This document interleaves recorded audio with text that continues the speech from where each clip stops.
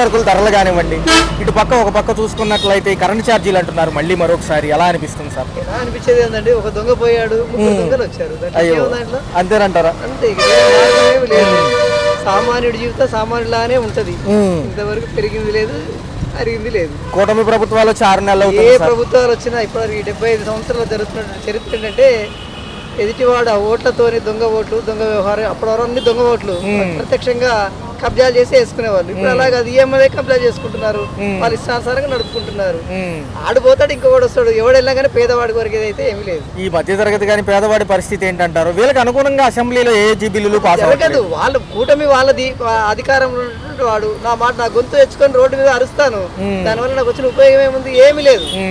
ఇంకేమన్నా ఇప్పుడు కొత్త ట్రెండ్ ఏంటంటే, ఇలా అరిసిన వాడు ఎవడైతే వాళ్ళు తీసుకెళ్ళి అనేస్తారు. అంటే సార్, గత ప్రభుత్వాలు ఏమో సంక్షేమం ఎక్కువ అన్నారు, ఇప్పుడేమో అభివృద్ధితో కూడా సంక్షేమం అండి. ఒక దాన్ని తీసేసి ఇంకో దాన్ని సంక్షేమం చేస్తే సంక్షేమం ఎలా అవుతుంది?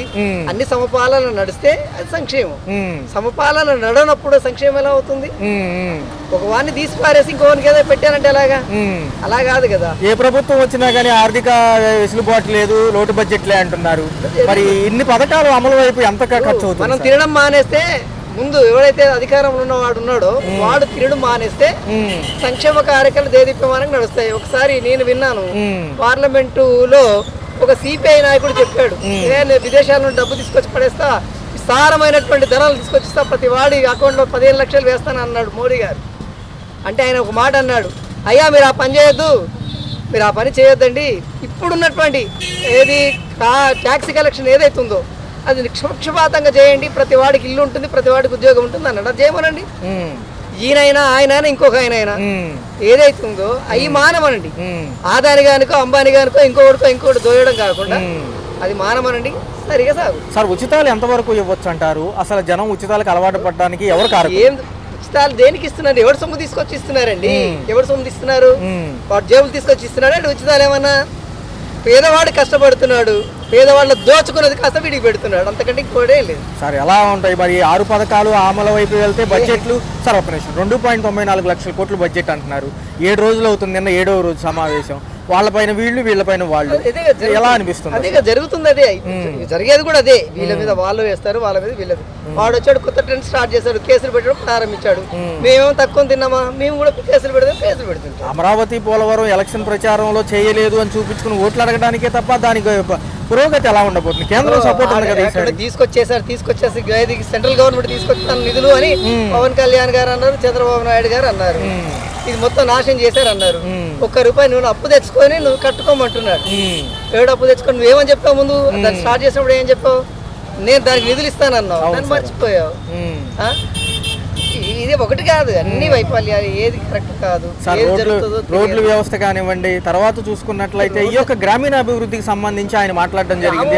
వాళ్ళని పట్టించుకున్నది ఎవరు సార్? అసలు గ్రామంలో అడిగేవాడేవాడు, అసలు వాళ్ళను గ్రామంలో అడిగేవాడేవాడు. రైతులు ఏది ఆ ఢిల్లీలోనే ఎన్ని నెలలు సంవత్సరాల తరబడి అక్కడ ధర్నాలు చేస్తే వాళ్ళకి గతి లేదు. వాళ్ళు ఒప్పుకున్న వీటికే ఈరోజు అమలు పరిచే పరిస్థితి లేదు. కొత్త డ్రాప్ ఛార్జీలని కరెంట్ పెంచిస్తాడు. ఎక్కడికి వెళ్తుంది కరెంట్ పెంచి? ఎవరి మీదకి వెళ్తుంది? ఏది పావులో పెంచితే గగ్గోలు పెట్టి కాల్పుల వరకు వెళ్ళింది. మరి ఈ రోజు ఎంత పెంచాడు? 2.70 పైసలు పెంచాడు ఈ రోజు యూనిట్ కు. మరి ఎవడు అడిగినోడు లేడు. అడిగితే వాడు చేసేలాడు, నువ్వు చేయరా సరిగా? వాడు చేయలేకపోయాడనే కదా నిన్ను తీసుకొచ్చింది. వాడు చేయలేకపోయాడు, నువ్వు చెయ్యి. సార్, విద్యావంతులకు సంబంధించి ఏదైతే డిఎస్సి నోటిఫికేషన్ ఉందో ఉపాధ్యాయుల భర్తీ, అది కూడా ప్రకటించడం జరిగింది ఈయన పదవీ స్వీకారం అనంతరం. పిల్లలు 3 డిగ్రీ చేస్తున్నారండి. పాప ఇంజనీరింగ్ అయిపోయింది. ఈ రోజు ఉద్యోగాల కోసం వేటాడుతున్నారు. ఓకే, ఏం ఉద్యోగాలు? ఎవడిస్తాడు ఉద్యోగాలు? వీళ్ళు పంచుకోవడం సరిపోతే పరిశ్రమలు రావాలి, పరిశ్రమలు పెట్టాలి. పరిశ్రమలు వస్తే ఉద్యోగాలు వస్తాయి. ప్రైవేట్ పరిశ్రమలు తీసుకొచ్చి పెడతాడు. ఒక దేశం ఉంది, ఆ దేశంలో మొత్తం గవర్నమెంట్ పరిశ్రమలు కనపడతాయి. నువ్వు ఆ పని చేయరాదు? అది చేయవు. వాడు తినాలి కదా, వాడికి పంచాలి. వాలంటీర్ సెక్షన్ లేదు సార్, వాళ్ళు పాపం రోడ్ల మీదకి వచ్చారు. వాలంటీరే కదండి, అసలు నిరుద్యోగ వ్యవస్థ, నిరుద్యోగులే ఆ టైపులో ఉన్నారు. వాలంటీర్ వ్యవస్థ ఏంటి? 5,000 ఇచ్చాడు, ఏదో నా జీవనం సాగుతుంది, తల్లిదండ్రులు అడిగితే నాది నేను తింటున్నానని చెప్పుకోవడానికి ఉండేది. ఈరోజు అది కూడా లేకుండా చేశాడు. 5,000 కాదు 10,000 ఇస్తానన్నాడు. వద్దురా బాబు కూర్చోమన్నాడు. 4 ఏళ్ల వ్యవధిలోనే అభివృద్ధి పూర్తవుతుంది అంటున్నారు సార్. ఇప్పుడు వీడంతా 18 సంవత్సరాలు 20 సంవత్సరాలు అవును సార్, ముఖ్యమంత్రిగా చేశాడు. ఏం అభివృద్ధి చేశారు ఒకసారి చెప్పండి. ఏం అభివృద్ధి చేశారు? ఏమన్నా అభివృద్ధి జరిగిందా? ఎందుకు జరగలేదు? ఇప్పుడు ఎందుకు చేస్తావు? ఇప్పుడు ఎలా చేస్తావు? అప్పుడు జరగనట్టు అభివృద్ధి ఇప్పుడు ఎలా చేస్తావు? ఏ నిధి లేనటువంటి కేరళ ఉంది, ఇది ప్రకృతి వనరులతో జీవనం సాగిస్తున్నటువంటి కేరళ ఉంది. ఆ ఈరోజు చూడు, అదే మన ఏది కరోనా వచ్చినప్పుడు ఎంత చక్కగా అమలు పరిచారు.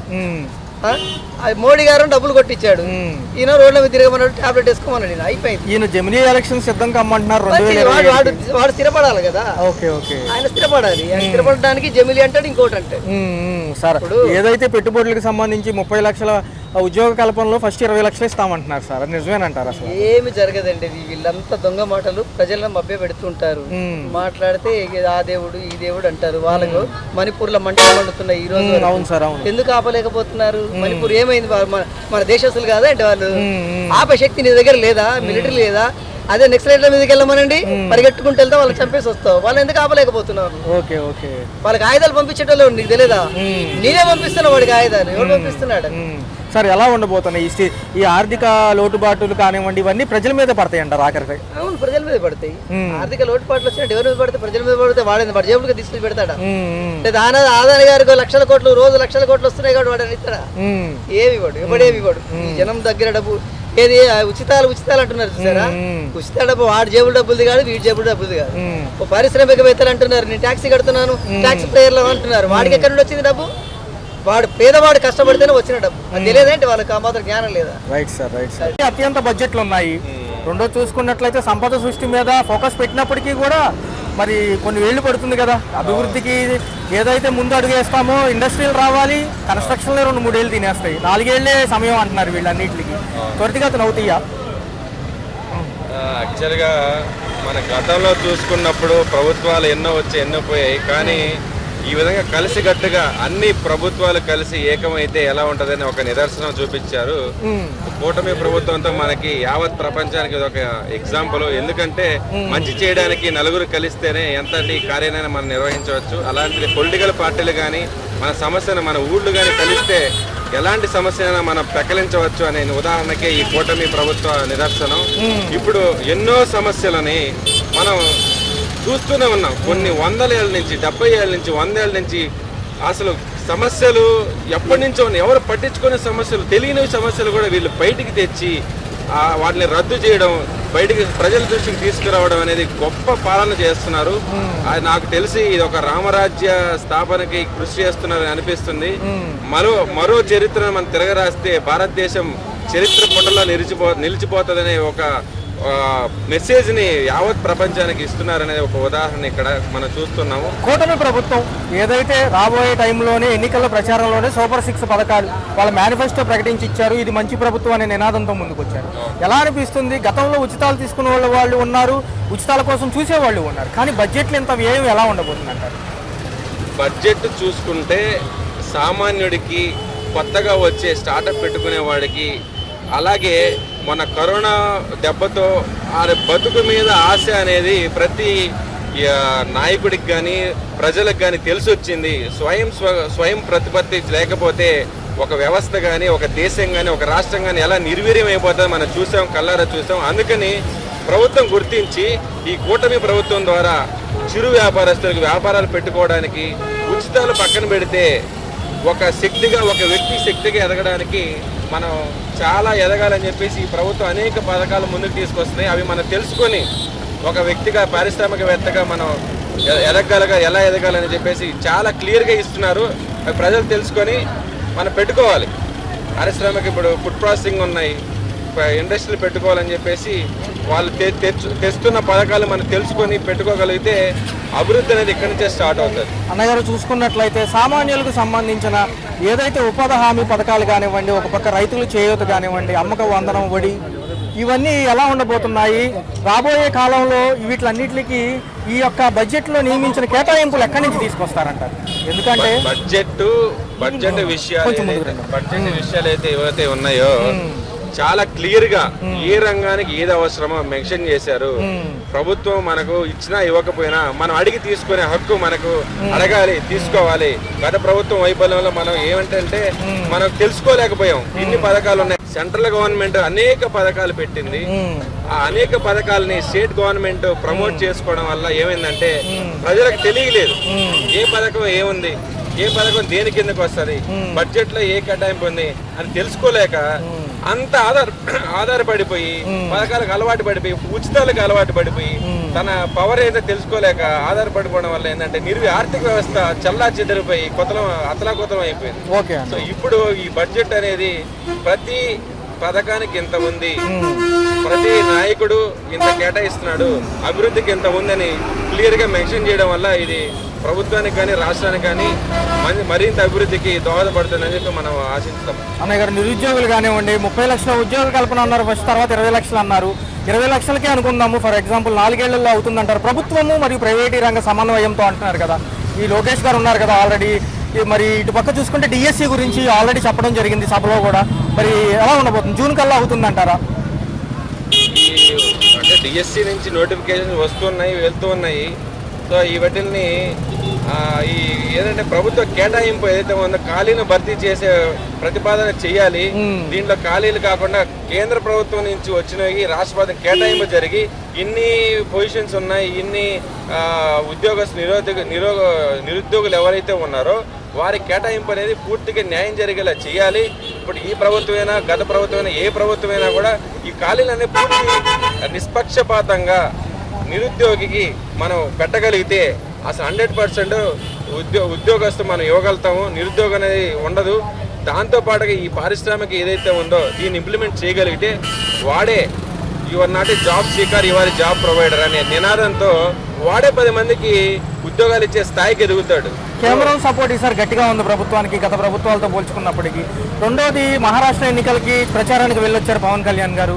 ఇటు పక్క చూసుకున్నట్లయితే ఈసారి అమరావతి పోలవరం దూసుకెళ్తుందంటారా? గతంలో కొంత మరుగున పడిన విషయం తెలిసినప్పటికీ ఇప్పుడు ఈసారి ఎలా ఉండబోతుంది? పోలవరం ప్రాజెక్టు మాకు తెలిసి ఆల్రెడీ 3 ప్రభుత్వాల నుంచి కొనసాగుతున్న విషయం. నాకు తెలిసి ఈ 5 ఏళ్లలో పూర్తి అయిపోయి జెండా పాతేస్తారు. ఇప్పుడు ఇది కానీ కంప్లీట్ అవ్వకపోతే బ్లాక్ మార్క్గా పడుతుంది ఆంధ్రప్రదేశ్కి. ఈ బ్లాక్ మార్క్ వీళ్ళు పూరించుకోలేరు. నెక్స్ట్ రావాలంటే పోలవరం ప్రాజెక్టు పూర్తి అవ్వాలి, కొన్ని యాక్ట్లు అనేది అమలు అవ్వాలి. ఇప్పుడు ఏదైతే హైందవ శంఖ ఇప్పుడు మనకి ఇచ్చాడో దేవాలయాల పరిరక్షణ అనేది ఇలాంటివి ముందుకు రావాలి. అందరూ ఏకంగా ఎప్పుడైతే కలుస్తారో, ఎప్పుడైతే అందరూ ఏకంగా అయి ఐక్యతతో ముందుకు వస్తారు, ఈ నాయకులు అన్నిటికీ తల వంచడం కానీ లేదంటే సపోర్ట్ చేయడం కానీ ఆ సమస్యను గుర్తించడం కానీ జరుగుతుంది. ఇప్పుడు ఇలాంటి పోలవరం లాంటి పెండింగ్ ఉన్న సమస్యలన్నీ పటాపటి క్లియర్ అయిపోతాయని చెప్పేసి ప్రజలందరూ వేచి చూస్తున్నారు. జమిలీ ఎన్నికలు ఎంతవరకు సాధ్యమవుతాయి అంటారు 2027కి? జమిలీ ఎన్నికలు ఇదొక నాకు తెలిసి కత్తి మీద సాము లాంటిది. ఎప్పుడు మనం చూడలేదు.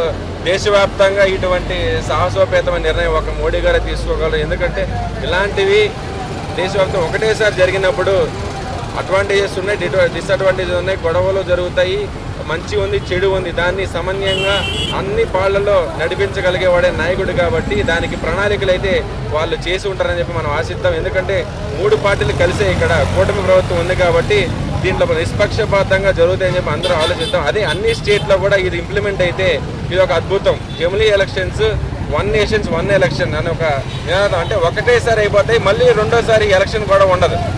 ప్రజలకి అంతలా అంటే ఈ చోట ఇది ఏమంటారంటే షార్టేజెస్ ఉంటాయి.